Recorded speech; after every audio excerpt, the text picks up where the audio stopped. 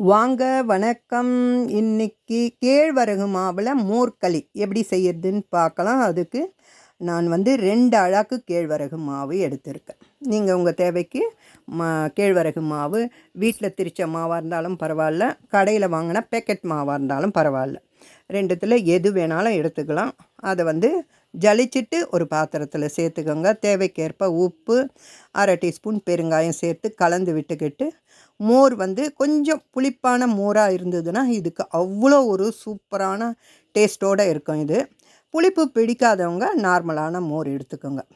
இப்போ நல்லா தண்ணி விட்டு கடைஞ்சிடுங்க. மோர் தயிராக விட தேவையில்ல, அங்கங்கே திரியாக தயிர் தெரியும். அதனால் நீங்கள் மோராக கடைஞ்சி எடுத்துடுங்க.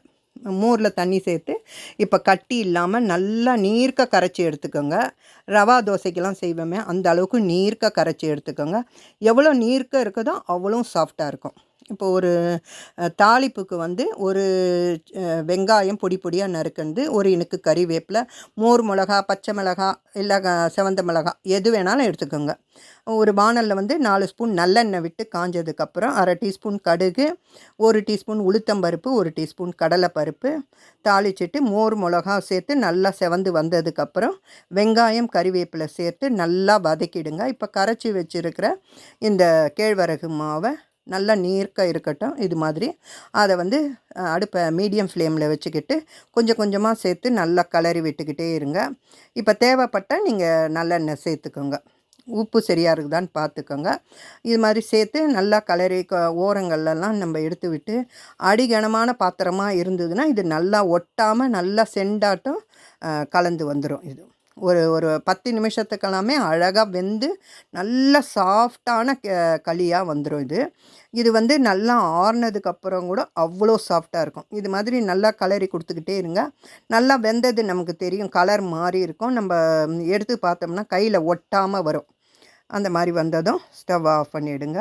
இந்த மோர் களியை இந்த கொஞ்சம் புளிப்பான மோரோட இந்த மோர் மிளகாவோடு சேர்த்து சாப்பிடும்போது அவ்வளோ ஒரு சூப்பரான டேஸ்ட்டோடு இருக்குங்க.